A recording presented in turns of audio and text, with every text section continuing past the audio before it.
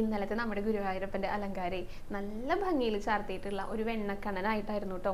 നമ്മൾ ഭഗവാനെ നോക്കുമ്പോൾ, ഭഗവാനിലേക്ക് മാത്രം ഇങ്ങനെ മുഴുകി നോക്കുമ്പോൾ ആ ശിലകം മുഴുവനായിട്ട് അമ്പാടിയായിട്ട് നമുക്ക് തോന്നും കേട്ടോ. ഭഗവാന്റെ തൊട്ടടുത്തിരുന്നിട്ട് യശോദാമ്മ നമ്മുടെ ഉണ്ണിക്കണ്ണന്റെ കുഞ്ഞു വായികളിലെ കുഞ്ഞു കുഞ്ഞു വെണ്ണ ഉരുളകൾ ഇങ്ങനെ വെച്ചു കൊടുക്കണ്ടായിരുന്നു. തൊട്ടടുത്ത് ഗോപസ്ത്രീകളുണ്ട്, ഗോപാലക്കുട്ടികളുണ്ട്, നന്ദഗോപരുണ്ട്, എല്ലാവരും ഉണ്ട് കേട്ടോ. ഭഗവാനാണെങ്കിലോ നല്ല രസമായിട്ട് ആ കുഞ്ഞു ഉരുളകൾ ഇങ്ങനെ ചവച്ച് ചവച്ച് ഇറക്കിക്കൊണ്ടിരിക്കുക. അപ്പൊ ആദ്യം തന്നെ നമ്മുടെ യശോദാമ്മയെ വലിയൊരു വെണ്ണൂറുള്ള ഉണ്ണിയുടെ കയ്യിൽ വെച്ച് കൊടുത്തിട്ടുണ്ട്.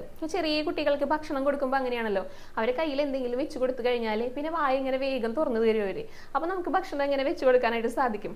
അതേപോലെയാണ് നമ്മുടെ ഉണ്ണിക്കണ്ണന്റെ കയ്യിലെ വലിയൊരു വെണ്ണൂറുള്ള കൊടുത്തിട്ടുണ്ട്. എന്നിട്ടാണ് ബാക്കി ഈ വെണ്ണക്കുടത്തിൽ നിന്ന് ഭഗവാന്റെ വായിലെ യശോദാമ്മ വെച്ച് കൊടുത്തിരിക്കുന്നത്. അപ്പൊ ഭഗവാനാണെങ്കിലും നല്ല രസമായിട്ട് അത് കഴിക്കുന്നുണ്ട്. വരുന്നവർക്കെല്ലാം ഈ വെണ്ണ ഉരുള ഇങ്ങനെ ഉയർത്തി കാണിച്ചു കൊടുക്കുന്നുണ്ട് കേട്ടോ.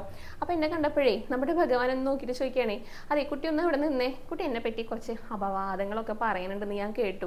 ഞാൻ വെണ്ണ മോഷ്ടിക്കുന്നുണ്ട്, പാല് മോഷ്ടിക്കുന്നുണ്ട്, തൈര് മോഷ്ടിക്കുന്നുണ്ട് എന്നൊക്കെ. നോക്കിയേ എൻ്റെ കയ്യിലുള്ള വെണ്ണ നോക്കൂ, ഇത് ഞാൻ മോഷ്ടിച്ചതൊന്നല്ല കേട്ടോ, ഇതെനിക്ക് യശോദാമ്മ തന്നതാ.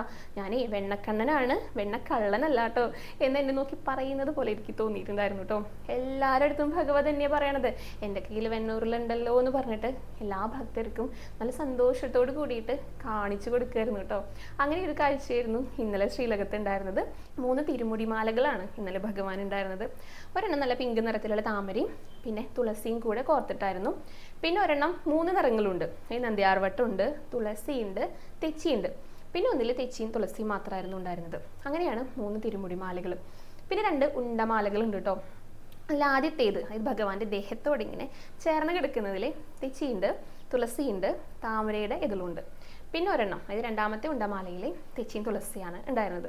ഇതിന് നടുക്കാണ് വെണ്ണയും കയ്യിൽ പിടിച്ചിട്ട് വെണ്ണക്കണ്ണനായിട്ട് നമ്മുടെ ഭഗവാൻ ഉണ്ടായിരുന്നത് കേട്ടോ. നെറ്റിയിലൊരു ഗോപി തിലക, കിരീടമൊക്കെ ചാർത്തിയിട്ടുണ്ട്, നെറ്റിയിലൊരു ഗോപി തിലകുണ്ട്, കാതുപൂക്കളുണ്ട്, പിന്നെ കഴുത്തിൽ 3 മാലകൾ ഇട്ടിട്ടുണ്ട്, കൈവളകളും തോൾവളകളും ഒക്കെ അണിഞ്ഞിട്ടുണ്ട്.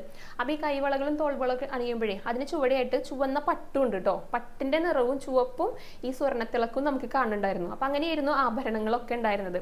വലത്തെ കയ്യിൽ വെണ്ണൂറുള്ള, ഇടത്തെ കയ്യിൽ പൊന്നോടക്കഴില്, അരയിലേക്ക് ഇങ്ങനെയൊക്കെ കെട്ടിയിട്ടുണ്ട്, പട്ടുകോണൊക്കെ ചുറ്റിയിട്ടുണ്ട്. ഈ കിങ്ങിണിയുടെ മുകളിൽ നിന്ന് ഇങ്ങനെ താഴേക്ക് ഇങ്ങനെ തൂങ്ങിക്കിടക്കുന്ന രീതിയിലൊക്കെ ഉണ്ടായിരുന്നു കേട്ടോ അലങ്കാരങ്ങൾ. അപ്പം നല്ല തിളക്കുണ്ടായിരുന്നു കാണാനായിട്ട്. ആ കുഞ്ഞി കാലുകളിലും കാൽത്തളകളൊക്കെ അണിഞ്ഞിട്ട് അവിടെയൊക്കെ ഈ ചുവപ്പ് നിറം കാണുന്നുണ്ടായിരുന്നു. ചുവന്ന പട്ടുമുണ്ട്, ഈ സ്വർണ്ണ നിറമുണ്ട്. അപ്പം നല്ല തിളക്കത്തോട് കൂടിയിട്ടാണ് സർവാഭരണ വിഭൂഷിതനായിട്ട് കുറച്ച് തടിച്ചു വരണ്ടിട്ടുള്ള വെണ്ണ കയ്യിൽ പിടിച്ചു നിൽക്കുന്ന ഉണ്ണിക്കണ്ണനായിട്ട് നമ്മുടെ പൊന്നു ഗുരുവായൂരപ്പൻ ഉണ്ടായിരുന്നത്.